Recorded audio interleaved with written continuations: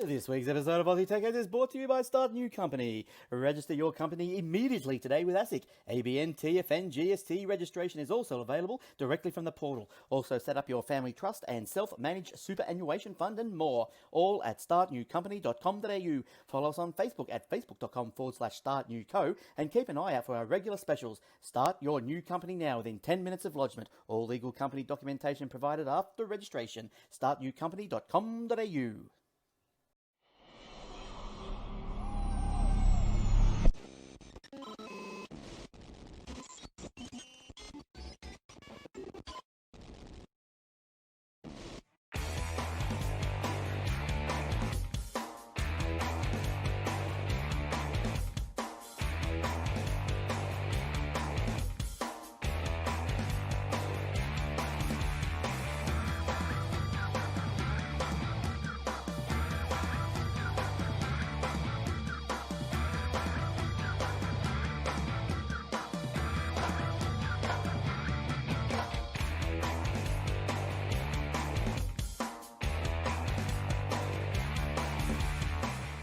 And also brought to you by athwebhosting.com.au. All our servers are operating on SSD drives, immediate activation, SSL certificates, Aussie support, domain registration, and more. Easy install WordPress, Joomla, Drupal, and 300 other one-click installations. Generous space and bandwidth, auto backups, WordPress help and maintenance plans are also available on Contact. If your web page is important for your business or your life, contact us today. Aussie support, secure services, athwebhosting.com.au. And now for the show.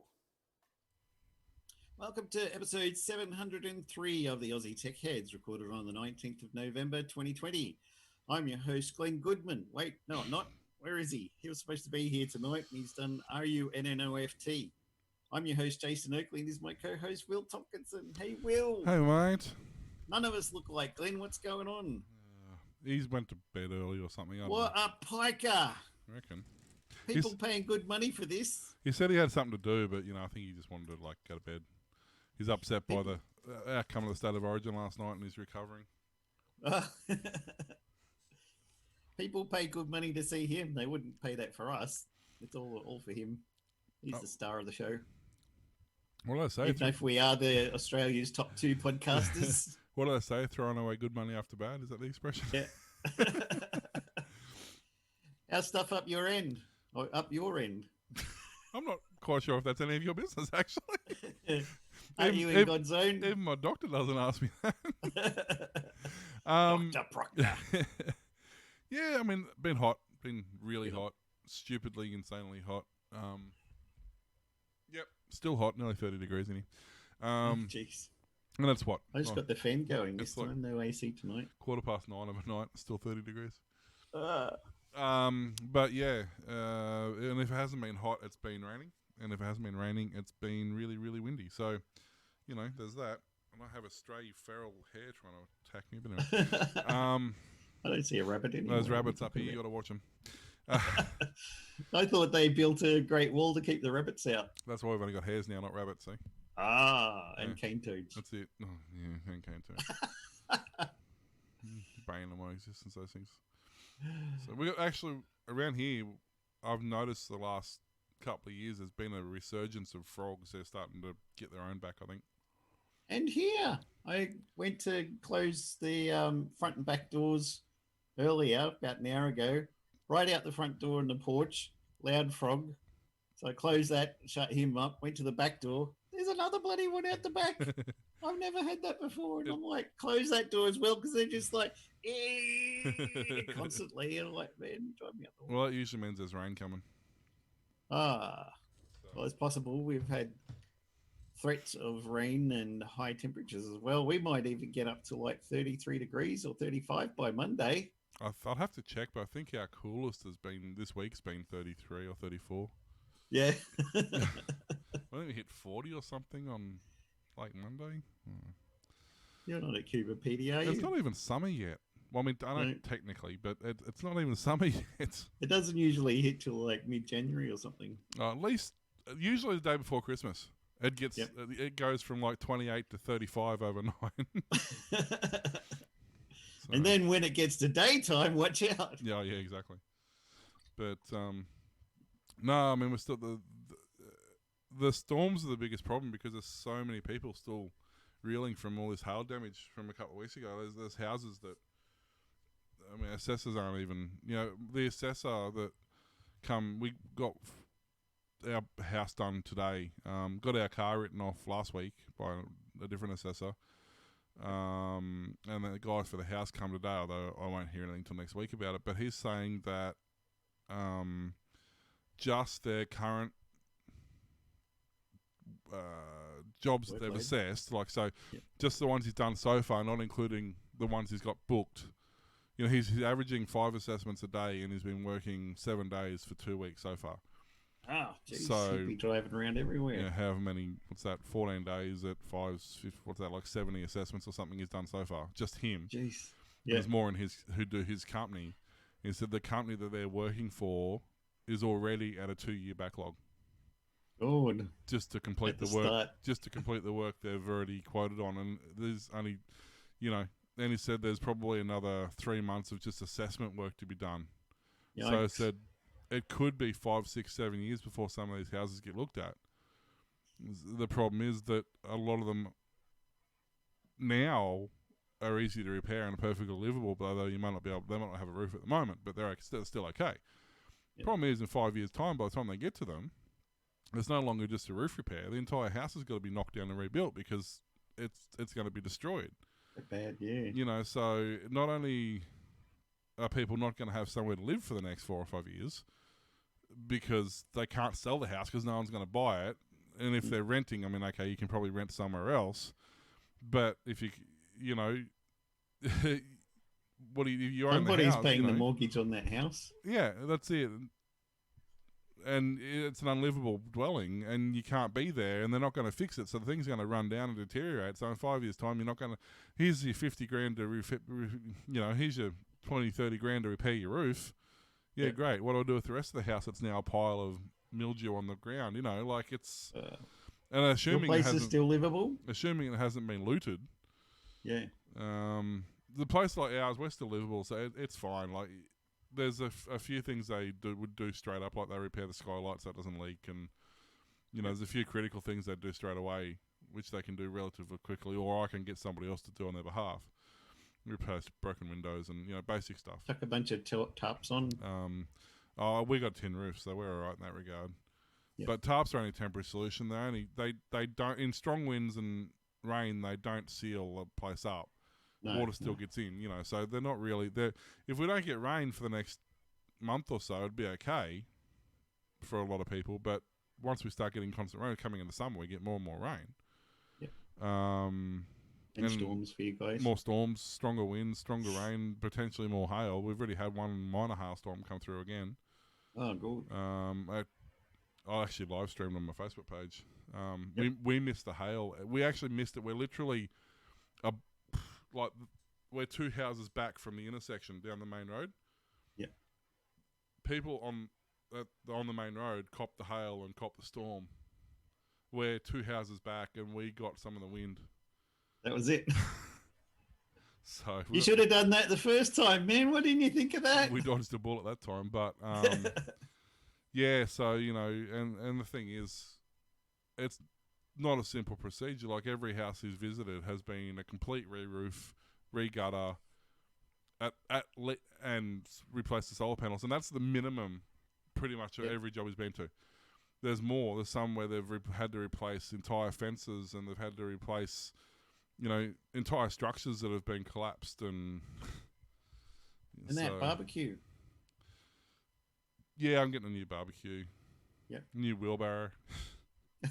I don't know if I showed that picture, but can't believe it goes through the wheelbarrow. There's a lot of stuff I didn't worry about. Like there's a lot of Cam's toys in the sandpit and stuff like that. They got totaled, but it was like they were going to get the cheap toys. They're going to get chucked out at some point anyway. So they were going to get totaled anyway. Yeah, stuff like that I didn't worry about. Stuff that's $5-10 here, whatever. Not fussed. But he's saying that some people do. Some people literally claim everything. Yeah. Like he's had people claim pegs on their clothesline, and it's just like, seriously. I had this lovely bunch of roses down the end of the path there. Well, yeah, I was going to say there was one lady. I need $600 now. There's one lady who was saying she wanted to get all her pots got smashed. Yep. She's an elderly lady, you know. I can understand that she wanted to claim them. He's like, they're not part of the house contents. Like they don't class. You know, he's like, he felt really bad. He's like, look, I can put the assessment in, but they're not going to accept it. You know. Yeah. And you shouldn't be smoking that stuff at your age anyway. So, but, you know, and that was the thing. He said, you know, sometimes they're just frivolous claims for the sake of it because people think, you know, they might as well use up all their insurance that they can. Hey, cousins, have you got any old cars you want new for old? Yeah. Oh, yeah, they were totally parked in the backyard. How come these look like cricket bat? Well, they don't count anyway. No. Well, they don't. As I found out, I've got... So our Camry, which was our daily, it got written off. And then down the back, I had 2 project cars. I had my work ute, which I had it temporarily unregistered because I had to fix it. And it was down the back beside the X-Trail, which I had to replace the gearbox in. So neither of them were insured with car insurance because they were off the road. Yep. I had workshop insurance with project insurance, and I assumed they would be covered under project insurance because they're projects. Yep. But because they weren't in the shed, they weren't covered under the project insurance. If they were in the shed, they wouldn't get demolished. So. Yeah. So the X-Trail... I like that nice little loophole we got in there. We don't got to pay you nothing, mate. So the X-Trail got written off, like it's destroyed, broken windscreen and guards and stuff. Thankfully, the ute scathed with a few dents, but nothing major, like nothing got broken on it, so that worked out okay. And that'll buff out. I got it fixed, but well, it was already previously hail damaged anyway, so... But yeah, it was. I'm like, well, what am I paying project insurance for then? Like, what's the point? Because if my workshop catches on fire and my car's in the workshop, then it would be covered under contents insurance because the workshop's caught on fire. If my car's outside my workshop catches on fire, well, I don't need it because my workshop's covered under contents insurance and my car's safe. So why do I have project insurance? Why are you charging me excess to have coverage on a project when you're not going to cover the project unless it's in an area that would be covered by contents insurance anyway? Yeah. So that was annoying, but anyway. Yeah. You're not getting any more dollars out of me, son. It's dumb, but yeah. Anyway, so hopefully next week we'll find out what our options are and everything like that, and we can start not costing. See, this is the other thing too, because the solar panels have been damaged. Our power bill's gone up. They've gone from being $100 in credit to actually paying a couple $100. You know, not generating anything. So it's costing us money as well. It's not what you need right now. It's not the ideal situation, I'd say. No. But I shouldn't complain too much. There's a whole heap of people far worse. So far worse out your way, isn't it like mining territory? There is, yeah, some mines. How old's Cam? He's not going to make a few extra bucks, son. Yeah. Daddy's got a great big hole you can play in. Just make sure you bring a lot of coal back with you. Nah, it's all out this way is all like gravel mining and stuff. There used to be coal mines forever ago, but they shut them down. Yeah. Once a few of them collapsed and killed some people, apparently it got dangerous or something. There's still a lot of possible collapsing places out there, isn't there? Yeah, there's a lot that you can really tell when the weather's dry where the shafts are because suddenly the ground has a 6-inch wide and forever deep hole in it that wasn't there the day before. Yeah. You know, and a lot of the explorative mines, like not the main shafts, but a lot of the ones where they dug off to find seams and stuff, they're not marked. So a lot of them they don't even know where because they never bothered to mark them because there's nothing there. So there's a whole heap of mine shafts that they don't even know anything about. Oh, don't want to be out there. So that doesn't help. End up with a big sinkhole in your backyard. It happens. Underneath your house. It doesn't happen often, thankfully, but it does happen. Yeah. There was one in the middle, right smack bang in the middle of Ipswich a couple of years ago. Oh, no. Yeah, it just literally it was fine, and then thankfully it happened at 3 o'clock in the morning. Yep. This massive big sinkhole opened up right at a 4-way intersection and took out the entire intersection, just fell into the ground. Oh, God. And I think there was only one car, you know, but if that had happened at peak hour, that would have had 40, 50 cars in that hole. Yeah. You Were you insured for that? know. Hey, are you sure the car is written off? Well, we can't find it. Yeah, I mean, it may be You perfectly. could go down there on a very long rope and you go have an assess look at it and you tell me whether it's written off or not. Yeah. Well, I mean, it might be perfectly fine. Go down and tell Where me it is. No, it looks good to me. It's just got a couple of scratches. Here's $50. Get a couple of helium balloons and we'll just float it out of there. How strong's your quadcopter these days? Just get a couple of those little DJIs minis with the 4K cameras. Well, there's a guy who turned he made a quadcopter that he flies around in himself. Oh, yeah, I saw that one. That was nuts. There's some other guy who's got a jetpack and he's flying past passenger airline planes. I think it's over in the US. They're like, what the hell was that? A guy just flew past here. People looking out the window. This is lovely. What the hell? So if you want to check out some pretty cool designs and gadgets and stuff, check out Hackersmith Industries. Yep. He's like the Tony Stark of the real world. Like they literally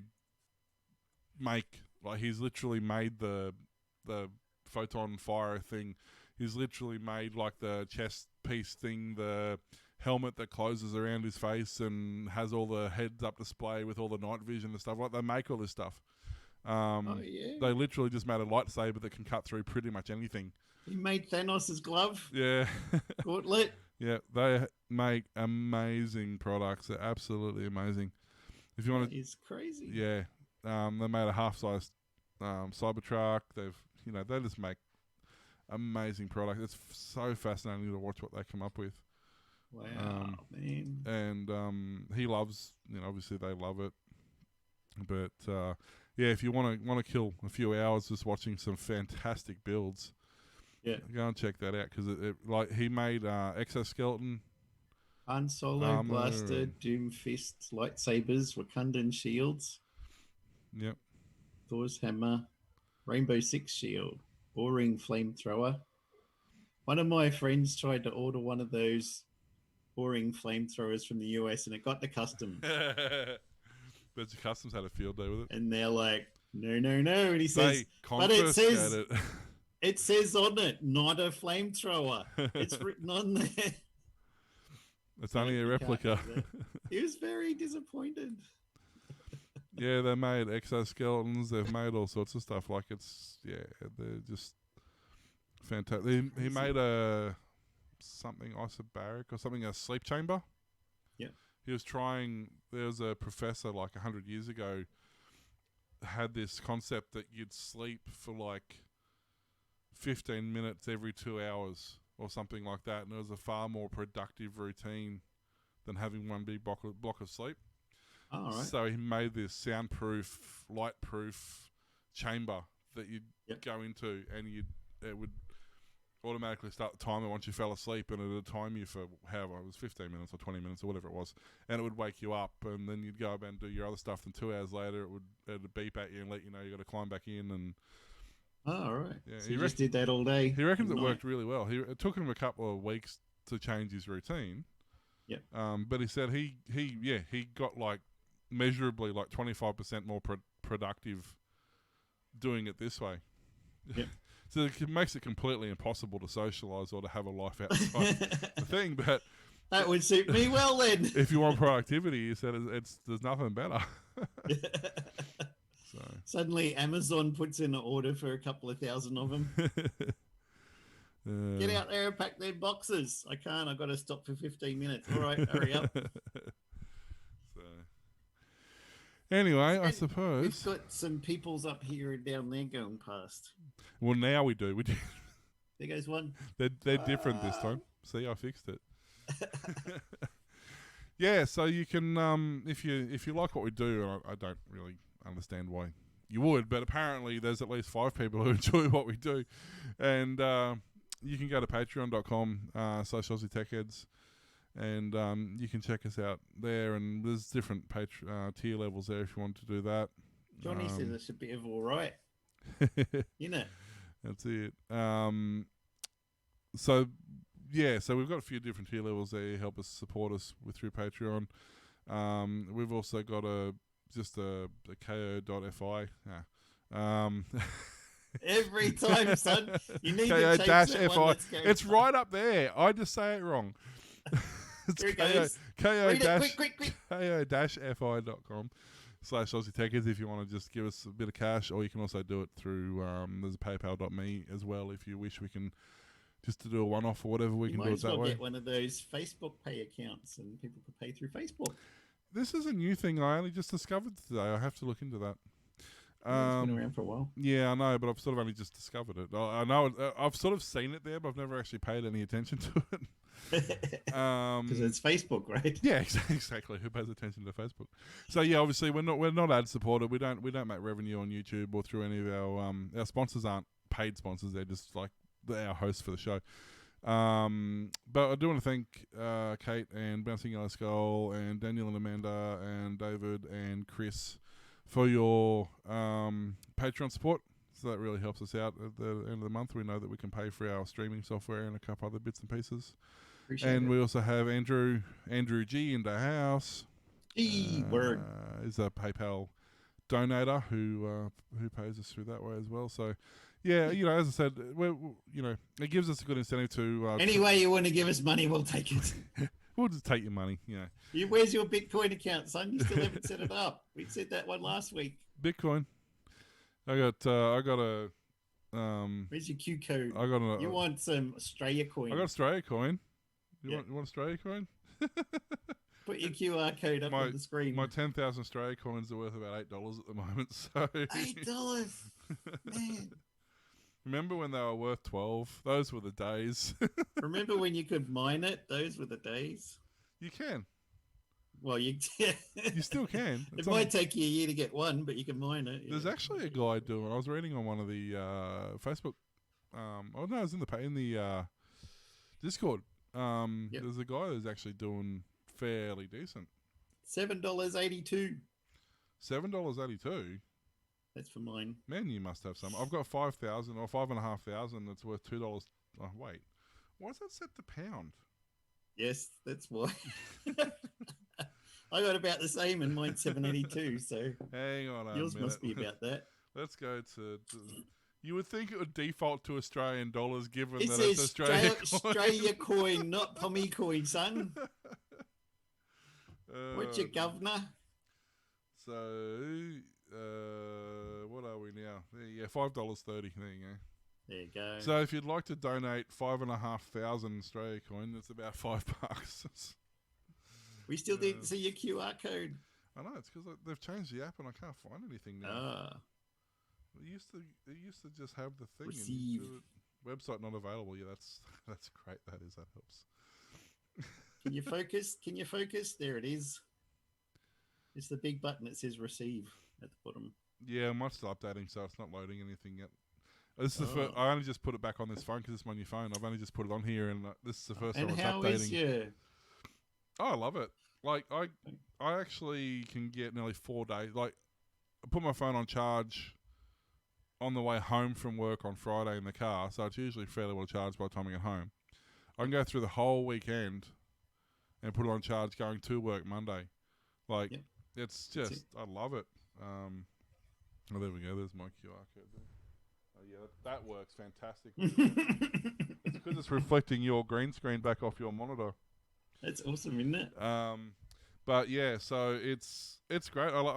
It still bugs me with the stupid screen on whenever it wants to thing. Yeah. Mine was dialing 600 different numbers the other day. But see, I've got a swipe screen. Google? I've got a swipe screen password, so it stops it from dialing. But mine somehow, when you turn it on, it has to click emergency. It has to go to the phone there. An emergency. Across, and then somehow also click emergency call, and then it starts typing. At least that won't go through. I'm like, that's 3 touches that you have to do in my pocket in specific places before you start doing random, and it doesn't. At least it won't go through. Mine does the torch all the time because I've got a torch quick button down here. Oh, yeah. And so it always just turns the torch on. And I pull it out of my pocket and the torch on. I'm like, That's probably the main reason my battery goes flat. Son's like, is that a torch in your pocket, or are you happy to see me? No, it's a. He said it could be two things. What you mean? I have options. So I've got this, and I've got the Xiaomi sports watch thingy, wristband thing, and it's fantastic as well. Scales. The scales, which I'm still too heavy for, but I'm working on that. Yeah. Me too. I mean, if you want to know, I've also got this thing here, which is the Wow Stick. Wow. It's That it's actually it says 69, and I'm not sure. Is that no, it's a actually Hitachi magic wand? no, it's a screwdriver. Sonic screwdriver. It's got. You tell me you're the doctor. It's got heaps of bits. Like this case here is just. It's got like 80 bits or something. It comes with. What do you do with this? And then a desk that like sits on the stand in the desk. It's literally it's like for your small screw bits and your small driver bits and your small like for pulling phones and appliances and it even comes with a. I might as well show you, I suppose. If I can take all the stuff out of the box. So that's a USB rechargeable. So it's an electric. Comes with a light, which is great. It's actually nice to have the light too. It comes with a. So this is a magnetic mat, so that all your bits and screws and everything that you put on here will stay on the mat and they don't roll away. So that's pretty cool. And it also comes with in the accessories box here. I thought you said we didn't have any sponsors. Yeah, I know, right? So if you're doing, it comes with small jars to keep all your screws and stuff in. It comes with a magnetizer, so if you've got a normal screwdriver that you're using and the bit's not magnetic, you can run it through the magnetizer and make it magnetic. Oh man, it's a shame Simon's not here. I bet he'd love this. It's also got for pulling apart phones, the new phones that you're not supposed to get into. Yeah. It comes with a. Does it have any of those star head screw? Yeah, heaps of them. It comes with a suction cup and an opener to actually get into the phones as well. Oh, right. And the USB charging cable, obviously. And it's fantastic. It comes with, so many different, 60-odd. My Amiga's got those star torque screws in it, but luckily my jeweler's screwdriver can fit in there, the flathead. Yeah, small flathead can. But yeah, it comes with a heap of different Torx bits. Comes with Torx bits, comes with secure bits, comes with Phillips, comes with flat, comes with triangle. Like this little triangle. Do you know how many partial sets of tools that I've got that are like that? And if I had all of it tiered nicely together in a set. Yeah, or you can even make your own. So say you have one of multiple bits that you find your favourite. So these come out like this and they all come out on a carousel. So you can pick your bit. But you can customise these to however you want. So then you end up with your favourite drivers and you put into the case and then you put your bit, you put your actual screwdriver into the case and you've got everything in there. And I've got two screwdrivers that have got those magnetic bits that you put. One of them you screw the back end off and you put them in there, and the other one they slide in the side. One of them's got slots for about 5 or 6, but there's one. Yep.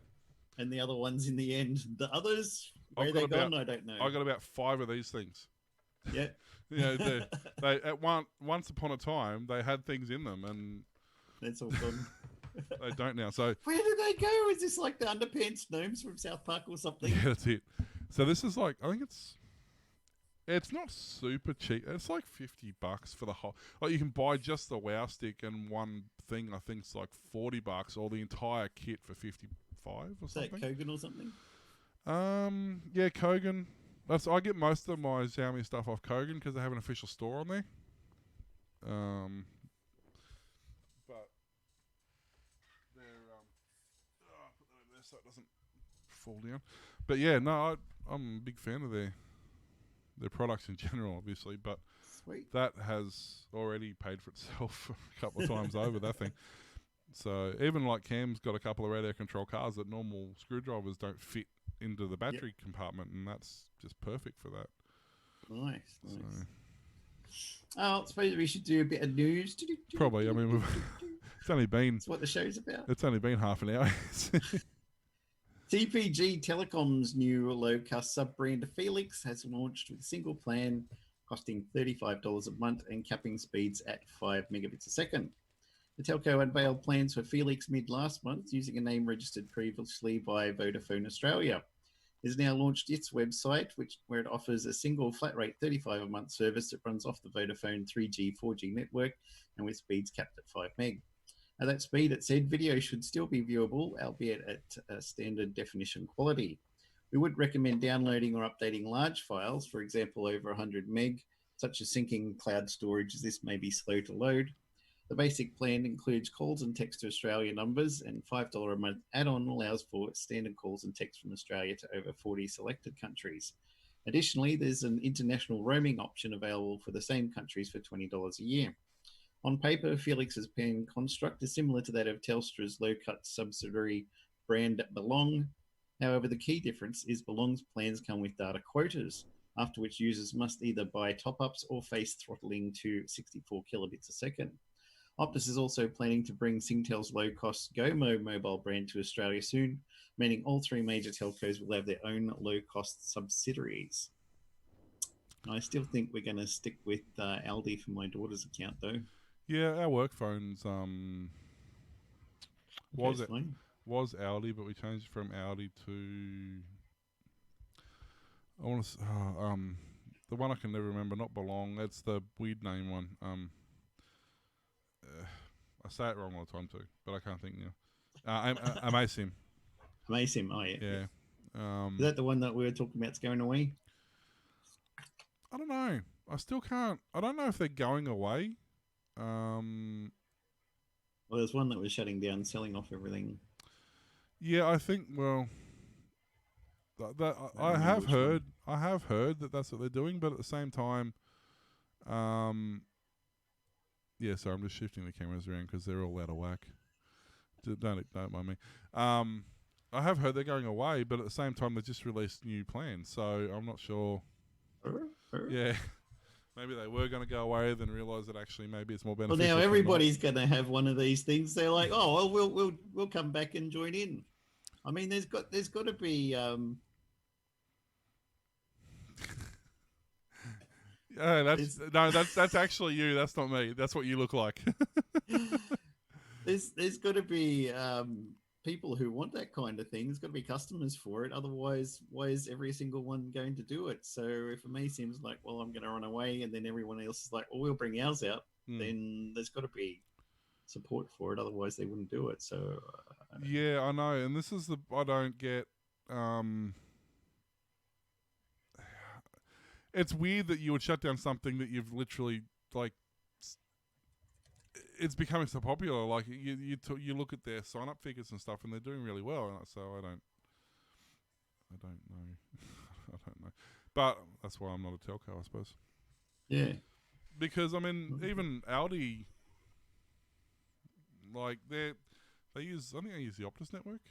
I think, or they resell a Telstra. No, they're a Telstra reseller, aren't they? Yeah. It's going to be interesting with them though, because they've never offered 4G. Previously, they only ever offered 2 and 3. Oh, okay. But they're going to have to go to 4 because 3 is supposed to be going away soon. Apparently. So, I don't know.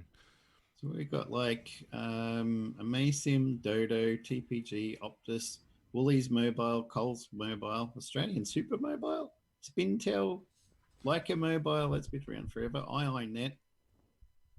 Everybody's got accounts for them. New Mobile. Yeah, there's a lot. And that's what I don't understand. But the thing is, they're not only their budget range, which is kind of weird because half of them offer more features and services than their good quality parent companies. Moose Mobile. Moose Mobile. I've not heard of Moose Mobile. What the hell is that? I wish we had Mint here, just because then we could have Ryan Reynolds doing the or Ting ads for him. Ting they got in the US. Yeah, Mint's Canadian. That's from the guys who had 2 cows, I think it was. They launched a telephone network reseller and called it Ting. So, I don't know. We'll just wait. I guess it's going to come down to what what you want to do. There was talk that I want to say it was Vodafone, but I can't remember exactly. Was going to do like a tablet, Oh yeah. but not in the traditional sense. More like a Tesla style, where it'd be like for a car or for a hard mounted tablet that you needed to just use data. But In your car. like you might not use any data for a period of time, and then you're going to use a whole heap all at once, and then you won't use anything for a while. Especially for that sort of thing. So it was like I'm just enamored by this Moose Mobile. Moose Mobile used the full Optus 4G network. Ah. And you know what they got at the moment? You ready? There's a Chris Moose special deal. You can sign up for Chris Moose mobile deal. No, all the no's. Just I because love it. I'm specifically not now. It's Chris Moose. Have I never heard of? Have you heard of Moose before? No. We got Mate. our arm on the pulse of technology. I mean, who knows how long they've been? Can you tell, mate? Good mates. Who knows how long they've been around too? I've never heard of them. But then again, there's so many. Like somebody mentioned Boost the other day, and it'd been that long since I'd even heard their name. It took me a second to register who they were. Did I tell you the story when I went into Telstra one time and this woman was yelling at them because when she checked her voicemail on Boost, it said, "Hello, welcome to Telstra voicemail. Please type in your passcode to start setting up your account." She said, "I'm not with Telstra, I'm with Boost." It's it's the same. No, I didn't sign. I don't want you double charging me. You're just trying to double charge me for Telstra and Boost accounts, and I don't want to pay twice. Like, you're not paying twice. We own Boost. It's our brand. No, when I ring up and listen to the voicemail, it says, "Welcome to Telstra," and I'm with Boost. I'm not with Telstra. Okay, so how often do you check your voicemail? I don't use voicemail. Yep, that sounds. The girl in the shop was just like, she was serving me, and I was like, "Oh man, I am so glad I do not work in customer-facing jobs anymore," because you just see their brains are just ready to explode. Like, how can you get this person to understand that it's the same company and that's why they're just using the same voicemails? Yes, it's I wanted to stop saying Telstra. I wanted to say Boost. We can't do that, man. But you don't check your voicemail, so you'll never hear it anyway. No, but I don't want it to say Telstra. And if anyone from Telstra is listening, you give me $100 back. You still owe me for the last 2 years. Yeah. I've literally rung every month for 2 years trying to get my $100 credit back. They still won't do it? Nope. What the hell? I've been into the store. I've had a case manager assigned. Still doesn't happen. Jeez. What the hell? They are completely... And the $100 they took was off contract. I'd cancelled my contract and cancelled the service, and that was the next 2 billing cycles before it stopped deducting out of my account. That's ridiculous. And that only happened because I told the bank to stop it. Yep. So Block them from taking money out. was not impressed. It's in Fortitude Valley. What's that? Moose Mobile. Moose. Oh, okay. I wonder if they moved into the old AAPT building I used to support up there. Probably. That'd be hilarious if it's the same thing. Well, I know the AAPT building is a call centre, like one of those telemarketing call centres. Oh, okay. They switched over to that. Yeah. Well, at least some of it is, because I had to go there and do some stuff for him one day. Yeah. That was fun. What do you got for us, son? What have I got? Well, I have an incredibly confusing rule change that the government, because, why not? Because government, that's why. Have decided to impose upon people. Now, go back to, pre-2000-ish, and the .com thing was starting to take off, and then the .com.au, specifically countries in general, whether it was AU, EU, whatever, in specific, had started to come about. And part of the regulation back then was that you had to be to be a .com, you had to be a commercial business, which is the .com, Yep. and then to be a .au, you had to be an Australian commercial business. So the .com.au domains were very hard to get unless you're a business and you met the criteria. You had to have an RBN or an ABN. Yeah, and the .orgs, and they're all different things, but primarily at the end of the day, the .au was the kicker, and that was you had to be Australian. At some point between 2000 and 2020, apparently that's no longer a thing, and anybody can have a .au, or actually you can have a .com.au. You don't need to be a business to have a .com anymore.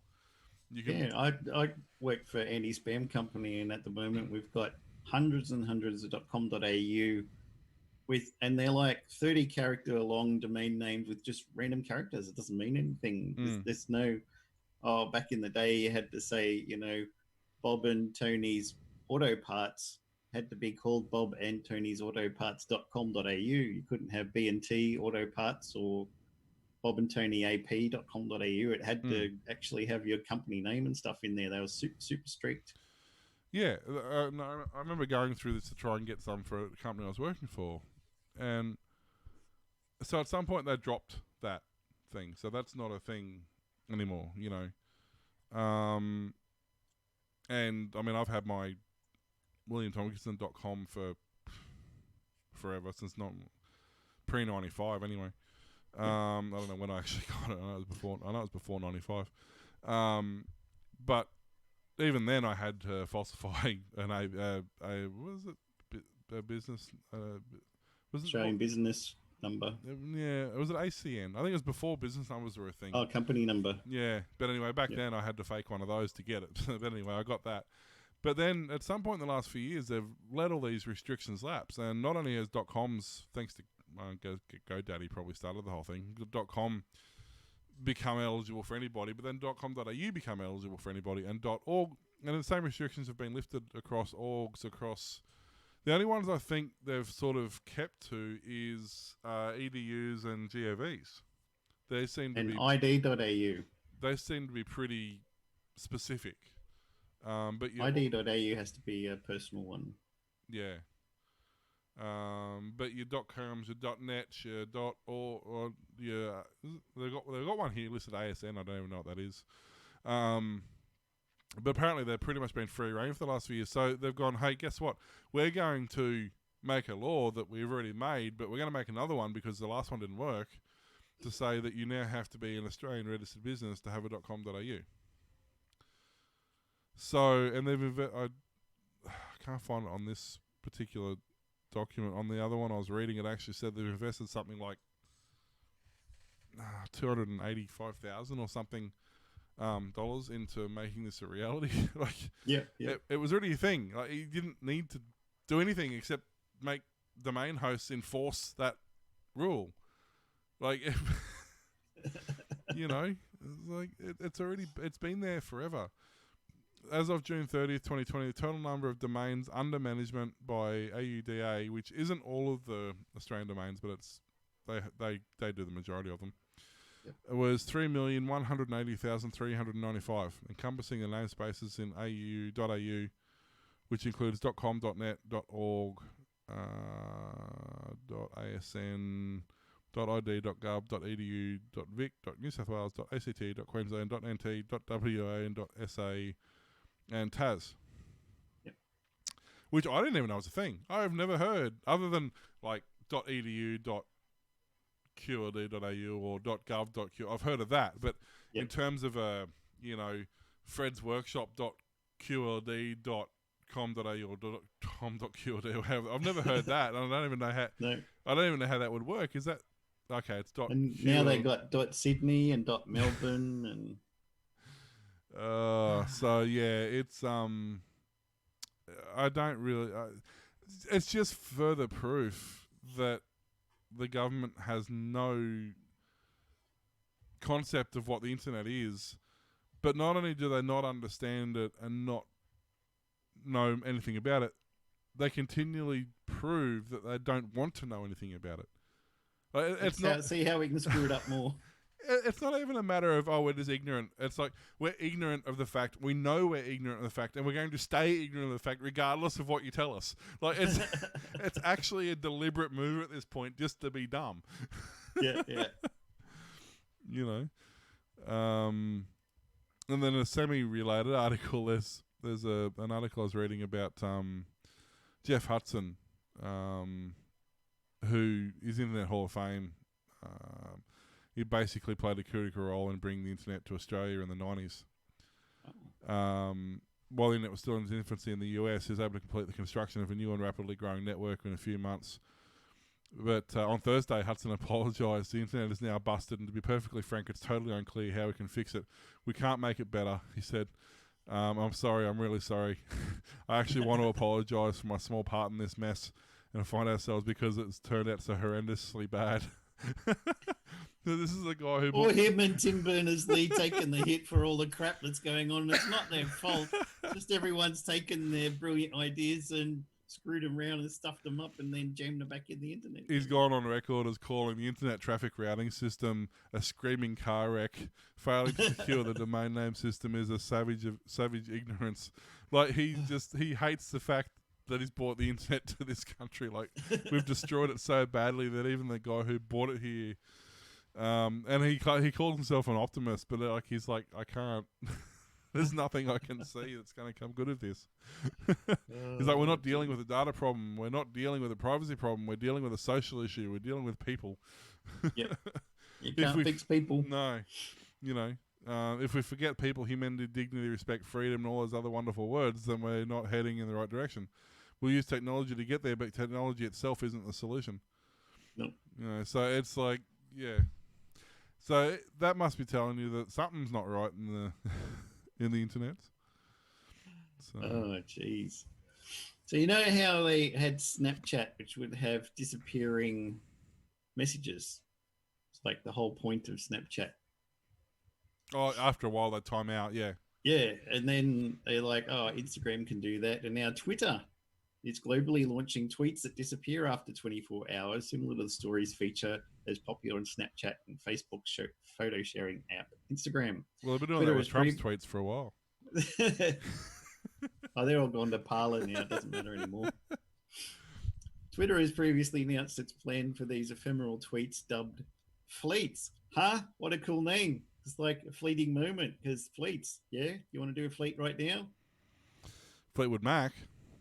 Yeah, and tested the feature in Brazil, Italy, India, and South Korea. Some of you tell us that tweeting is uncomfortable because it feels so public. That's... Do you know what the whole point of Twitter is? Right. So we're going to make...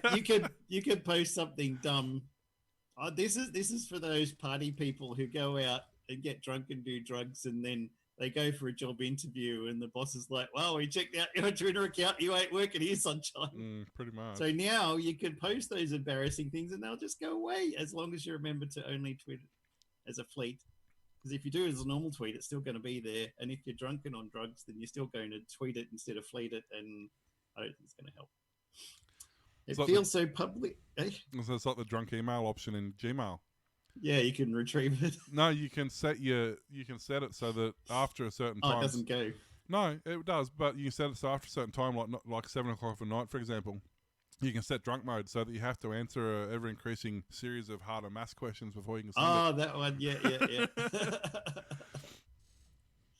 You're like the ones they got in Outlook where you can recall one, but it only works in your company's server, and then they often get a notification saying this message from so-and-so was recalled, and you're like, well, what's going on there? Yeah. And so public and so permanent, and like there's so much pressure to rack up retweets and likes. Designer director Joshua Harris and product manager Sam Havison said in a blog post, because they disappear from view after a day, fleets help people feel more comfortable sharing personal and casual thoughts, opinions, and feelings. Fleets, which include text, photos, and videos, will be available at the top of the user's home timeline in Twitter and on the sender's profile. Twitter and other major social media companies are under pressure to better police abuses and viral misinformation on their sites. Twitter spokesman Liz Kelly said fleets are subject to the same rules as tweets.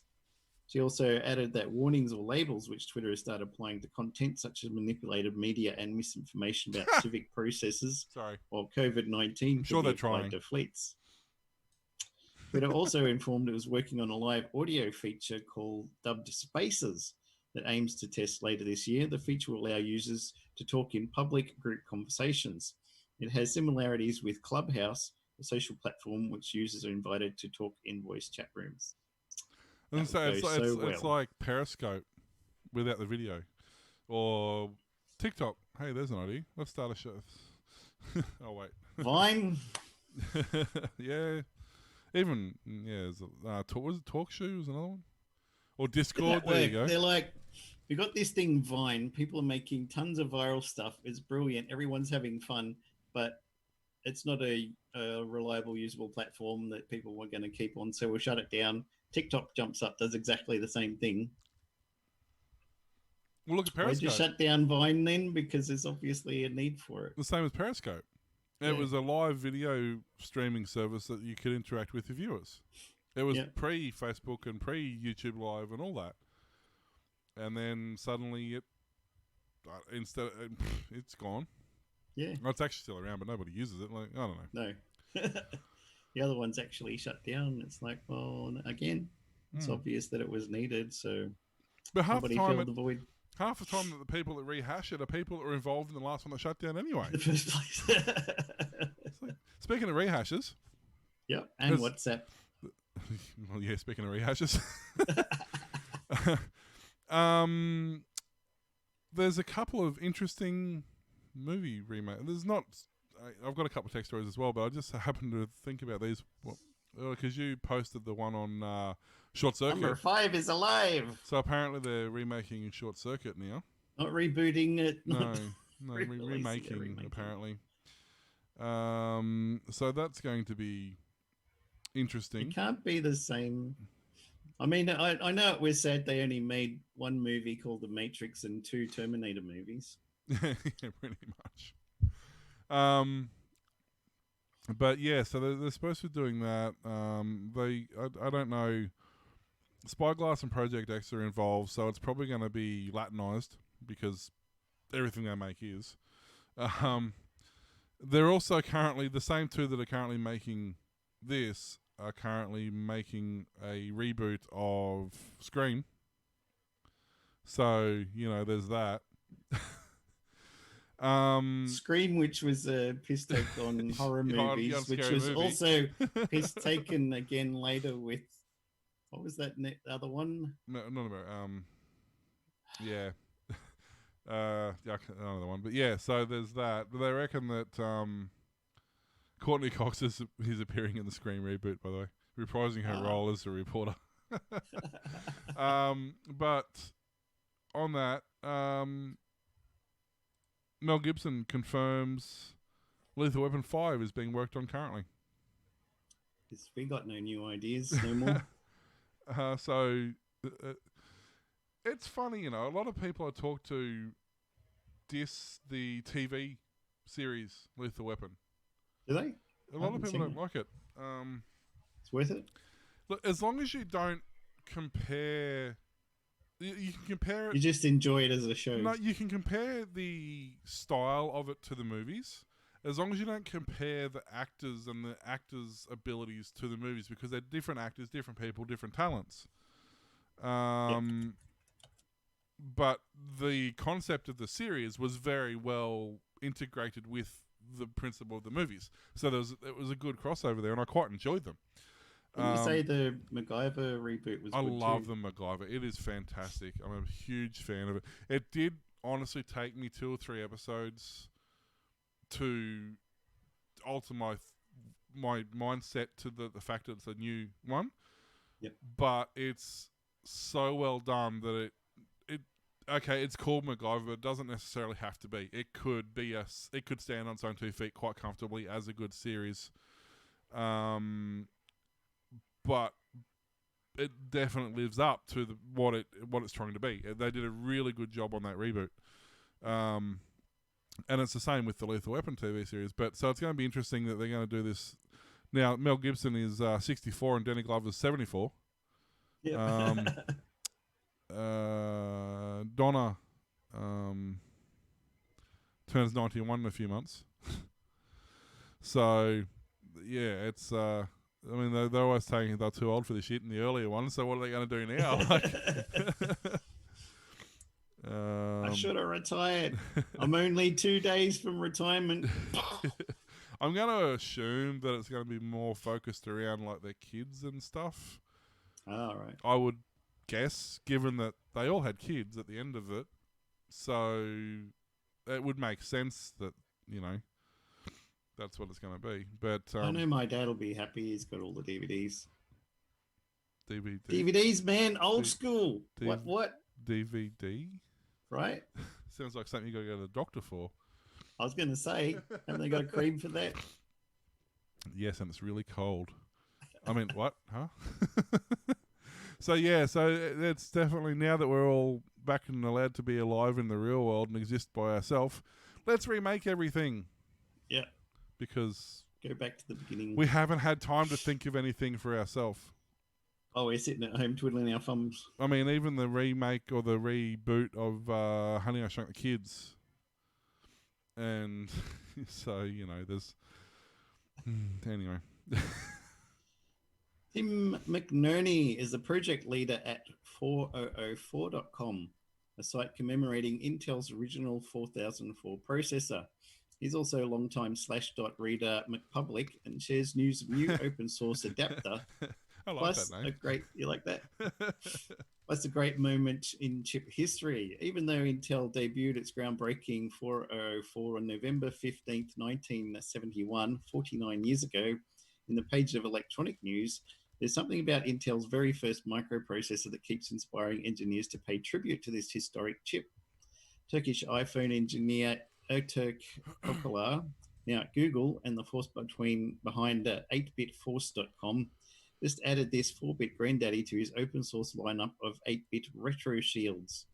These elegant little adapters let you score your favorite vintage microprocessor on eBay and actually play around with it without having to wire up a multi-chip memory and the peripherals needed to make your little engine jolly fun.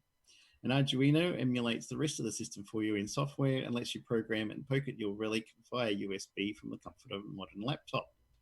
Before FPGAs, and yes, even before electronic CAD, there was a tradition of emulating hardware using software. In fact, it is central to the 4004 Genesis story. Visicom, a Japanese maker of mechanical adding machines, had designed its own electronic calculator chipset and eagerly approached the now famous Silicon Valley chip maker to manufacture it. Back in 1969, Intel was just a tiny startup hoping to obsolete core memory with commodity semiconductors, and they didn't have extra logic designers on staff. But Intel did have a prescient counter-proposal. We'll build you a general-purpose computer on a chip and emulate your custom calculator architecture using a ROM-conserving bytecode interpreter. Visicom agreed, and Intel managed to hire Italian superstar Federico Faggin away from Fairchild to create a novel customer programmable microprocessor, which later in 1975, German mechanical taximeter maker Argo Keinzel would go on to launch the world's first electronic taximeter. Starting to see a pattern of progress in everyday automation. The photo schematics, mask artwork, code, graphic simulations, more history, and the findings of a dedicated team of digital archaeologists. Visit 4004.com. I was just looking at the chip clock rate, 740 to 750 kilohertz. Kilohertz. Wow. Even my VZ was like 3.54 megahertz. Z80, son. Kilohertz is like, what? Isn't FM spectrum in kilohertz? I can't remember anymore. Yeah, I'm pretty sure. So long as I had to do with radio stuff. I'm pretty sure, like B105 and stuff. I'm pretty sure it's 105 kilohertz. I'm pretty sure it is. But yeah, so you're pretty low in the frequency range there. Yeah. So for those that don't know, a hertz is a cycle per second.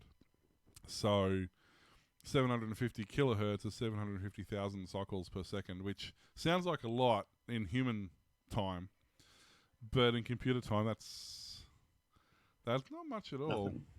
Now we're doing gigahertz, and we actually hit a wall doing gigahertz like 4, so they ended up having to do multi-core and stuff to try and cope with not being able to go faster.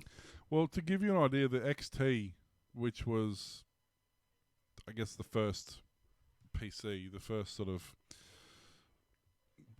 consumer variation of a computer, was 4.77 megahertz. Yep. So Commodore 64 was only 1 megahertz, but it did fabulous stuff. But I mean, back then you weren't really limited. The speed wasn't the limiting issue so much as the memory and the power behind that speed. Like the speed by itself isn't, And this was you have billions and billions of transistors. So this is only a 4-bit too. So it's 4 bits at 700 kilohertz. So it's really, and when you consider sending is 1 bit and receiving is another bit, and then the rest between those is another bit, it's really only got 1 bit of processing power to play with. So it sends the information, it thinks about it, and receives it. It doesn't have a lot of free cycles in there. Just have you got the 404.com website to show? No, I don't. I tried to load it and it crashed my browser. Dang. So that's not their fault. That's a browser error fault. Yeah. For some bizarre reason, Chrome's just been picky which pages it wants to load lately. We'll do 8bitforce.com. That's the other one. I did have the wiki. Oh, here we go. It's come up this time. Let me swap to here. So this is the site here. It's actually, I mean, you can see it's you can actually see everything. Wait, it's as old as me.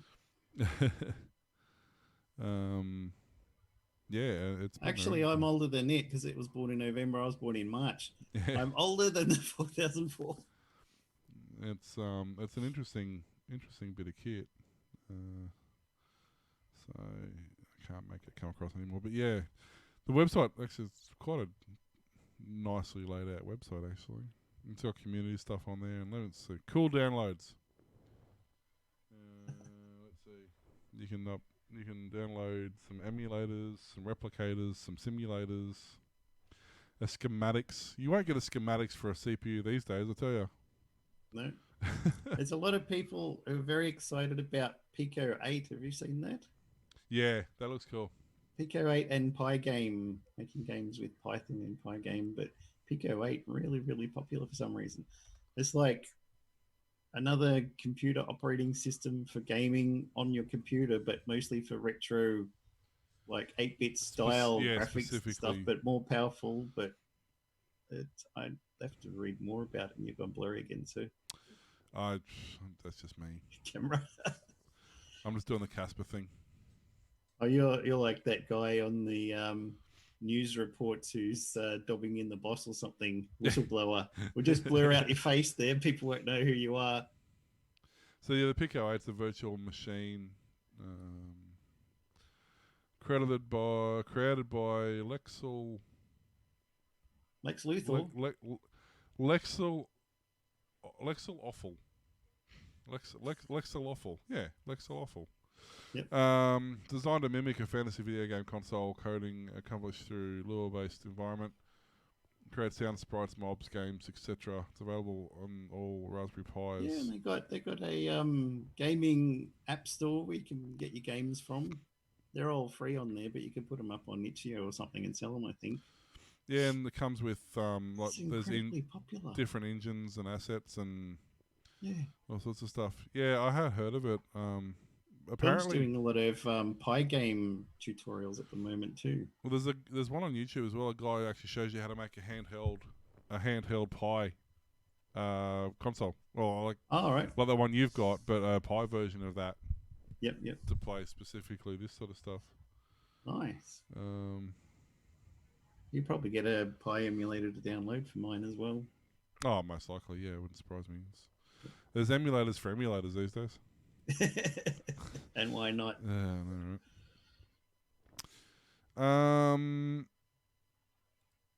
right. So everyone needs to know this because it's been such a brilliant year and everybody's creative juices have been flowing while they've been locked up inside and, there's nothing better they could possibly be doing. So let's look at the worst passwords of 2020. The short answer is They're all crap. we're just as lazy as ever. If you didn't have to change your dumb password every 3 months, businesses, Yeah, I it know, doesn't right? matter. Don't make people pick random characters and crap and numbers and uppercase and lowercase. The length of it is what matters these days, not the combinations. Supercomputers can do them in a fraction of a second. Get a bunch of PlayStation 4s that are going to be going cheap now, the 5's out.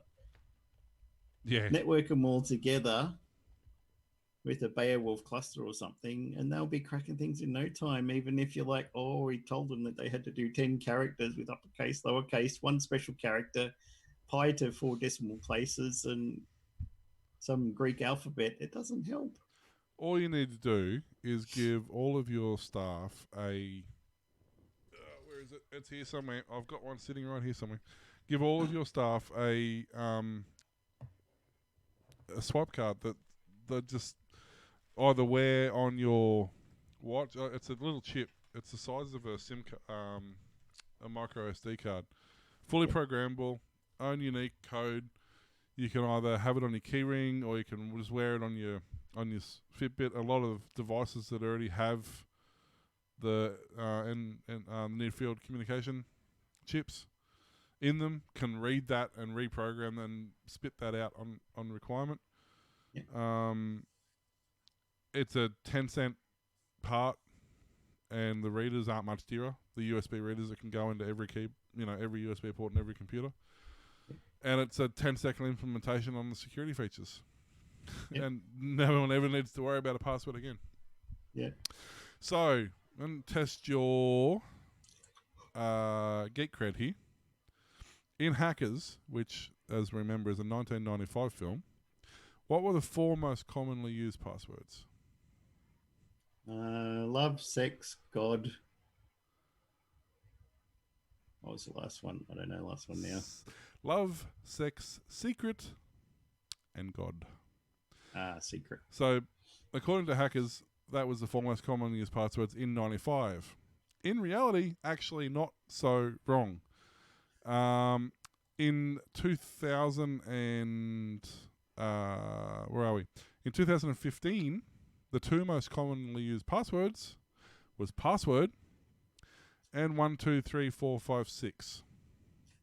So fast forward 5 years, after analysing the best part of 276 million passwords, leaked during the breaches, mind you, Nord and their various partners found the most common passwords.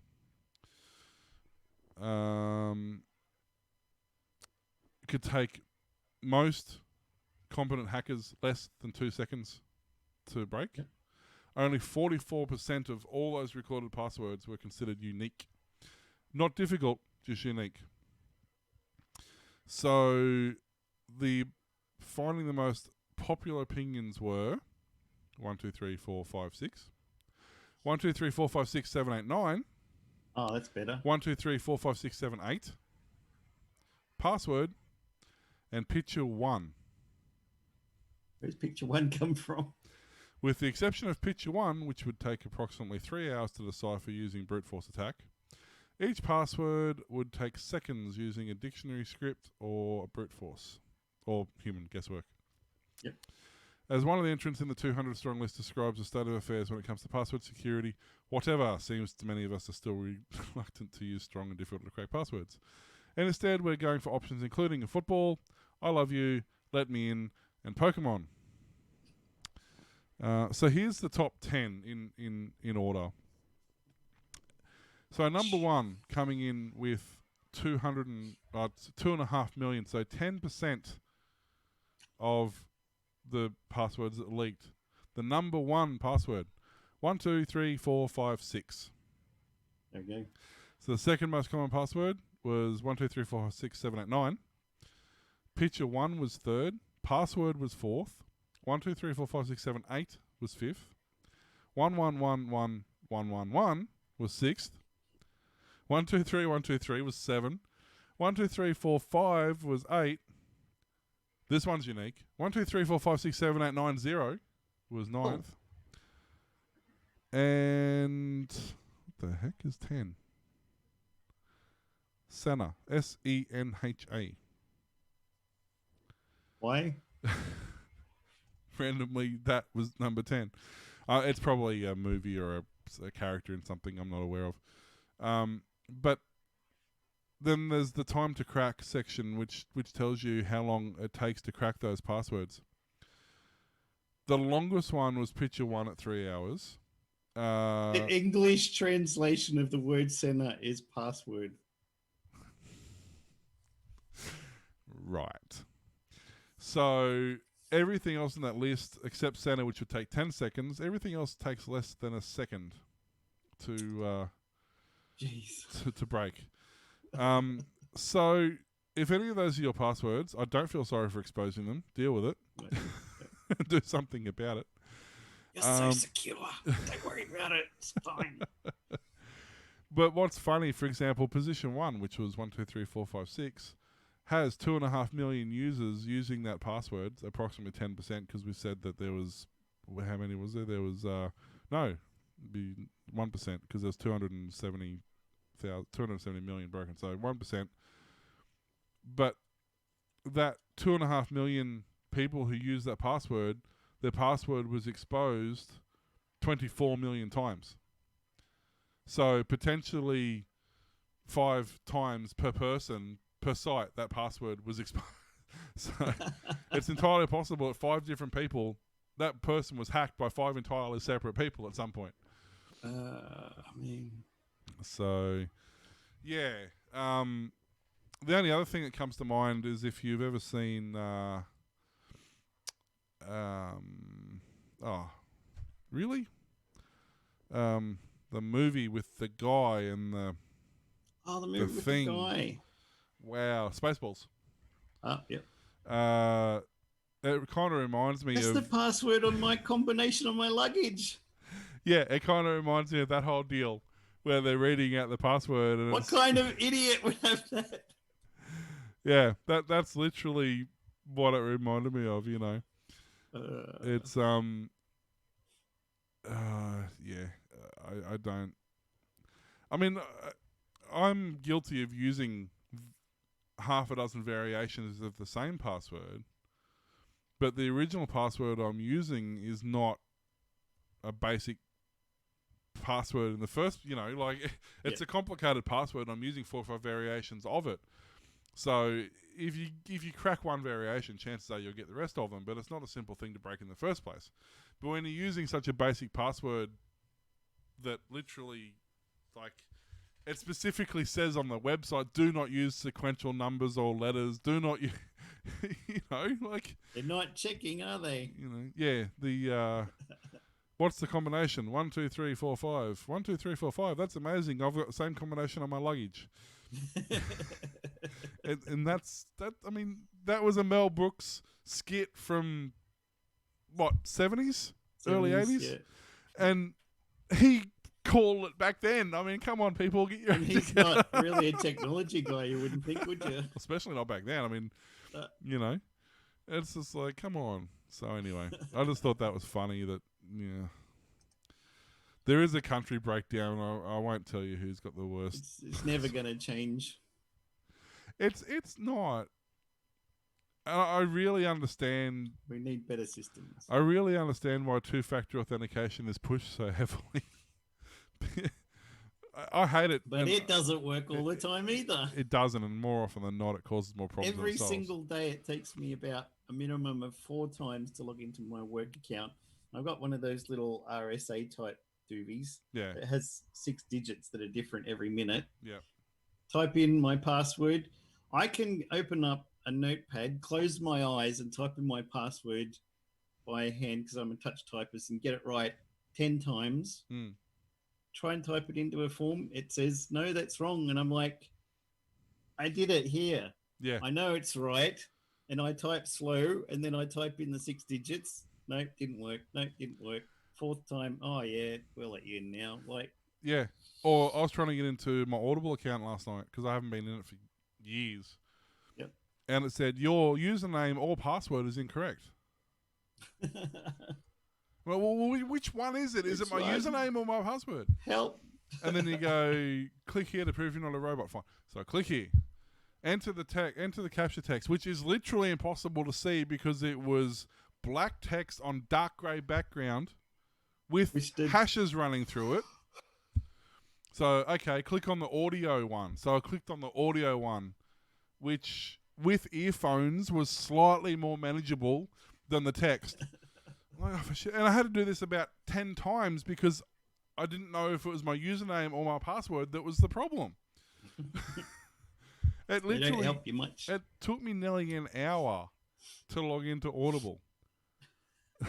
Shouldn't be this difficult. It's not so. I get you want security, but it's Audible. What's going to happen? Someone's going to listen to my book? Oh no! I mean, come on. There's a time and a place for security, and that's not it. Not it. The Radiophonic Workshop has always broken new sonic ground, from the Doctor Who theme to the Hitchhiker's Guide to the Galaxy. Now they're at it again, this time using the internet as a musical instrument. The band includes composers from the original BBC Radiophonic Workshop, which created soundtracks for most BBC shows from the 60s to the 90s and influenced generations of musicians from Paul McCartney, Pink Floyd and Mike Oldfield to Aphex Twin, Orbital and Mary Epworth. A performance of a Latency will take place at a special online event on the 22nd of November using a technique inspired by lockdown Zoom calls. The internet has an unpredictable natural lag or latency caused by the milliseconds it takes for electrical signals from one computer to reach another, as anyone using Zoom has experienced. The trick that Bob Earland and Paddy Kingsland discovered was that they could extend the internet's delay from a few milliseconds into several seconds.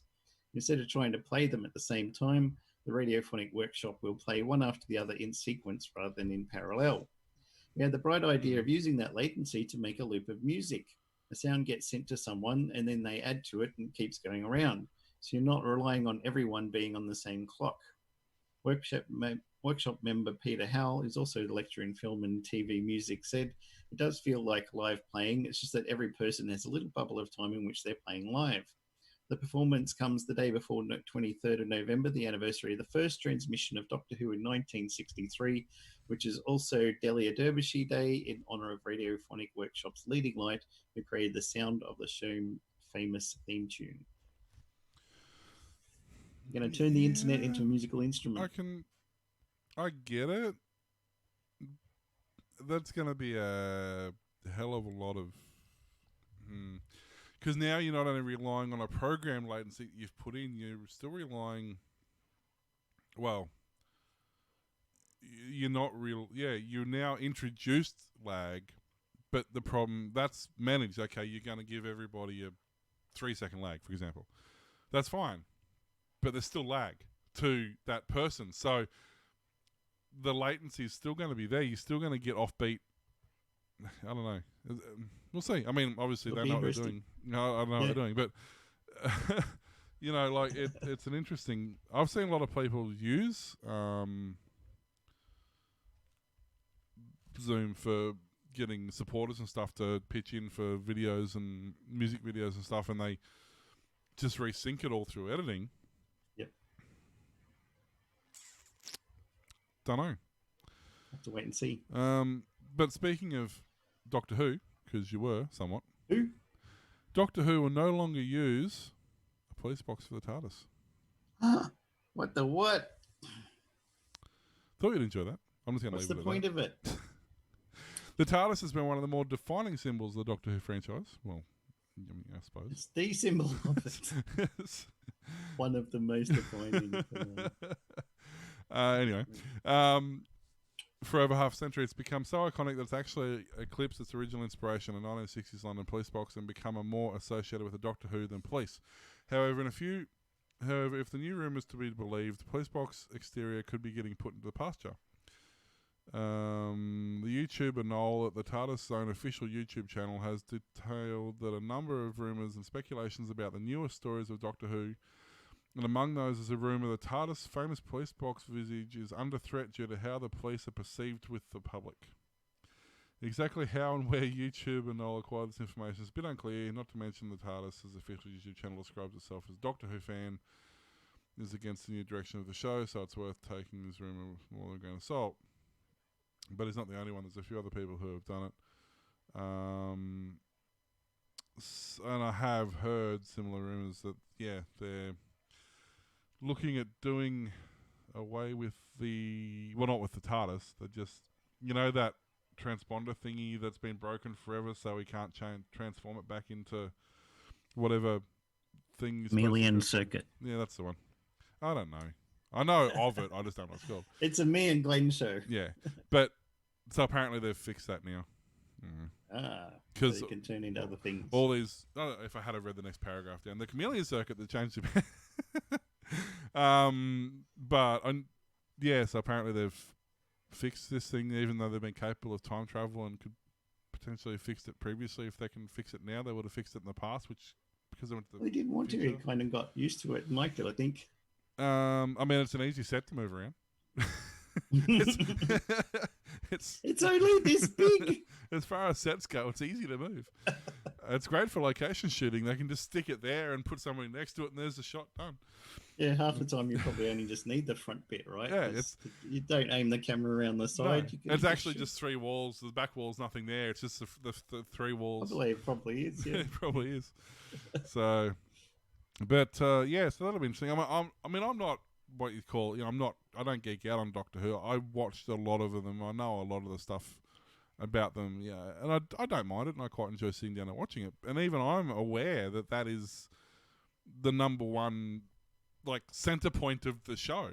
If you change that, every storyline you've created in the last 50 years is null and void, because whereas relying on that, you've just changed device. You've just changed the center point of the story. So there's your main plot device. You just get out the window. The fact you can fit Chris Chibnall, you got a lot to answer for, son. The fact that you can fit 14,000 people inside it is irrelevant.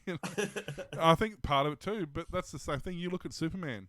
You haven't seen a phone box in the last 20 years because nobody knows what a phone box is anymore. Yeah, and I wonder if it's a similar sort of principle with that as well. They don't know. I mean, what's a police box? Yeah. Is it where the police, well, it was take British a leak, thing, or really, is it, wasn't it? Oh, it was, really was. Yeah. But I mean, most people had a concept of what it was. And now people don't know what a phone box is. Not going to have a clue what a police box was. No. know. Thanks for listening to the Aussie Tech Head Show, broadcast weekly. We can be found at facebook.com/Aussie Tech Heads, twitter.com/Aussie Tech Heads, and youtube.com/Aussie Tech Heads.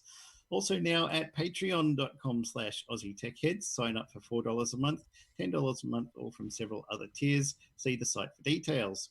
And coffee.com, ko-fi.com/Aussie Tech Heads. Sure it is. Make a one-off donation of any size.